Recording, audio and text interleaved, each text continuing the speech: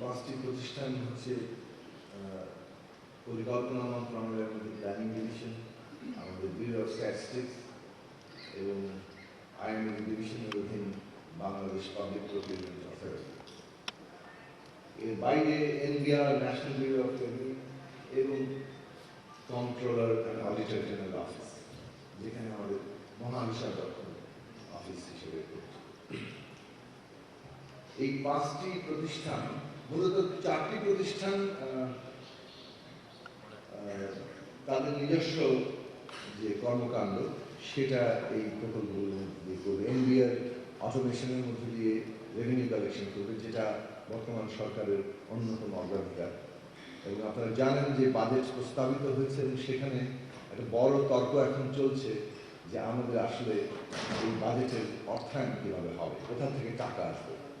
এবং সেই টাকা উত্তোলনের জন্য অভ্যন্তরীণ আয় বাড়ানোর উপরে সরকার বাজেট প্রস্তাবনায় যে জোর দেওয়া হয়েছে তার অন্যতম নির্ভরতা কিন্তু এই প্রজেক্ট, যেটা মধ্য দিয়ে আমরা একটা অটোমেশনে পৌঁছাতে পারবো এবং আমাদের যে ট্যাক্স বেসটাকে আমরা সম্প্রসারিত করছি সেটা সাকসেসফুলি আমরা সেখান থেকে রাজস্ব সংগ্রহ করতে পারবো। সুতরাং এই প্রজেক্ট সাফল্যের উপরে আগামী দিনে এই বাজেট এবং পরবর্তী বাজেটগুলোর সাফল্য অনেকাংশে নির্ভর করছে। এবং আপনারা জানেন যে বাংলাদেশের বাজেট সম্ভবত জিডিপির 13-13.5%। আমাদের এখানে এনবিআর চেয়ারম্যান হিসেবে ইতিমধ্যে উপস্থিত হয়েছেন, তো অন্যান্য সচিব মহোদয়টা আছেন। তো এই যে মাত্র 13.5% জিডিপির বাজেট, বাংলাদেশে 18-20 কোটি মানুষের দেশে বাজেট যদি এতটুকুই হয়, যেখানে ধরুন একটা উদাহরণ দিয়ে আমরা দাবি করি যে 5% জিডিপি হবে শিক্ষায়, 5% হবে স্বাস্থ্যে, তো 10% তো এখানেই চলে গেল, আর 3.5% দিয়ে আমরা পুরো দেশ চালাবো। তো এই বাজেটের আকার কিন্তু আরো বড় হচ্ছে এবং এবারই হওয়া উচিত, কিন্তু সামর্থ্য যা, বিদ্যমান বাস্তবতা যা, সেটা দিয়ে কিন্তু আমাদের বাজেটটা তৈরি করতে হয়েছে। ফলে এই যে এই প্রজেক্টের সাফল্য অটোমেশনের উপরে নির্ভর করছে আগামী দিনে আমাদের অভ্যন্তরীণ আয় কত প্রসারিত হবে এবং আমরা আসলে আমাদের বাজেট লক্ষ্য করতে পারবো। সেই একই রকম বিষয় অডিটর জেনারেল অফিসের ক্ষেত্রে, কারণ হিসাবের বিষয়টি অত্যন্ত গুরুত্বপূর্ণ। পাবলিক এক্সপেন্ডিচার অ্যাকাউন্টেবিলিটি এই সরকারের একটা কমিটমেন্ট, কারণ এর মধ্যে যে একটা লাগামহীন লুটপাট, চুরি এবং পাচার চলেছে তার বিরুদ্ধেই কিন্তু দাঁড়িয়ে এই সরকার তার যাত্রা করেছে। ফলে সেখানে এটা প্রতিষ্ঠা করা, একটা অ্যাকাউন্টেবিলিটি প্রতিষ্ঠা করা, সেই অডিটর জেনারেলের জায়গাটা সেটা কিন্তু আইএমএডির কাজ, বিপিপিএ সমস্ত টেন্ডার প্রক্রিয়া যাতে একটা ইজিপির মাধ্যমে হয়, এটা ইতিমধ্যেই কাজ শুরু করেছে।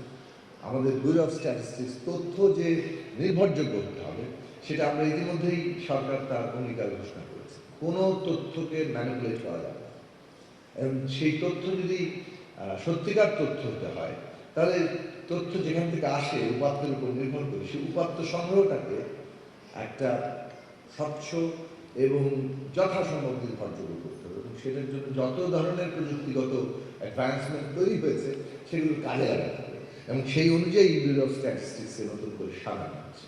এবং মনে রাখবেন যে ব্যুরো অফ স্ট্যাটিস্টিক্স দুটো গুরুত্বপূর্ণ কাজ করে, একটা বিশেষত অর্থনৈতিক জন্য, সবগুলো কাজই অর্থনীতির কাজে লাগে, সেটা পপুলেশন সেন্সাস হোক, ইকোনমিক সেন্সাস হোক কিংবা অন্য যে কোনো ধরনের সেন্সাস হোক। কিন্তু দুটো গুরুত্বপূর্ণ কাজ বিএসএস করে, সেটা হচ্ছে বিবিএস করে। একটা হচ্ছে ইনফ্লেশন মেজার করে, একটা হচ্ছে জিডিপি ক্যালকুলেশন করে। এবং এই দুটো জিনিসই আগামী দিনগুলোর জন্য খুব গুরুত্বপূর্ণ। প্ল্যানিং ডিভিশন যারা আসলে দায়িত্বে থাকে এই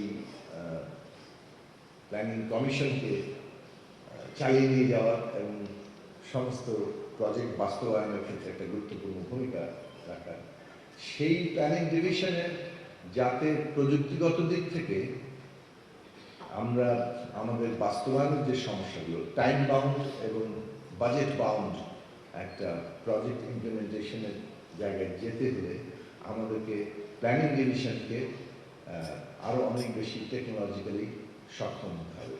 এবং তার দুটো কাজ, একটা হচ্ছে তার নিজস্ব এই প্রজেক্টগুলো ইভ্যালুয়েশন হয় স্ক্রুটিনি হয়, সেই প্রসেসটাকে টেকনোলজিক্যালি এর মাধ্যমে কাজে লাগিয়ে এই একটা যে যেমন ধরুন রেট চার্ট আছে বিভিন্ন মাধ্যমে, সেই রেট চার্ট অনুযায়ী একটা বাজেট হলো কিনা সেটা তো এখন ম্যানুয়ালি করতে হয়, সেটা যাতে ভবিষ্যতে আরও বেশি টেকনোলজির মাধ্যমে করা যায় এটা খুব জরুরি।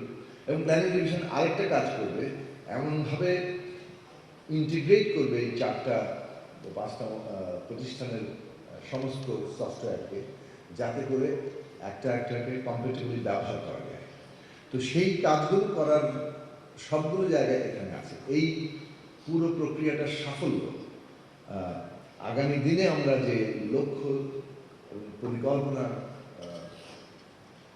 তৈরি করা হয়েছে, লক্ষ্য স্থির করা হয়েছে বর্তমান সরকারের পক্ষ থেকে, মাননীয় প্রধানমন্ত্রী জনাব তারেক রহমানের পক্ষ থেকে, সেই জায়গাটা অর্জন করতে হলে এইটা ছাড়া আসলে সম্ভব না। তাহলে এই প্রজেক্টের গুরুত্ব সেই জায়গায়। আশা করি এই প্রজেক্টগুলো দ্রুততম সময়ের মধ্যে আমরা সম্পন্ন করতে পারবো, এবং এগুলো যত দ্রুত সম্পন্ন করতে পারবো তত আমাদের যে সমস্ত লক্ষ্য নির্ধারণ করা হয়েছে, যে পরিকল্পনা করা হয়েছে সেটা অর্জন হবে, বাস্তবায়ন হবে। কাজেই আশা করি সেইভাবেই আমরা সবাই কাজ করব, এবং আমরা টাইম বাউন্ড, বাজেট বাউন্ড প্রকল্প বাস্তবায়নের দিকে যেতে চাইছি। এই 5টি প্রকল্প প্রথমে সময় এবং ব্যয় সীমার মধ্যে সম্পন্ন করে আমাদেরকে একটা দৃষ্টান্ত স্থাপন করতে হবে, এবং আপনারা সবাই সেই কাজে সহযোগিতা করবেন। আজকের এই উদ্বোধনী অনুষ্ঠানে আমি থাকতে পেরে গর্বিত বোধ করছি। আপনাদের সবাইকে ধন্যবাদ, সকল প্রতিষ্ঠানকে এবং বিশ্ব ব্যাংকে।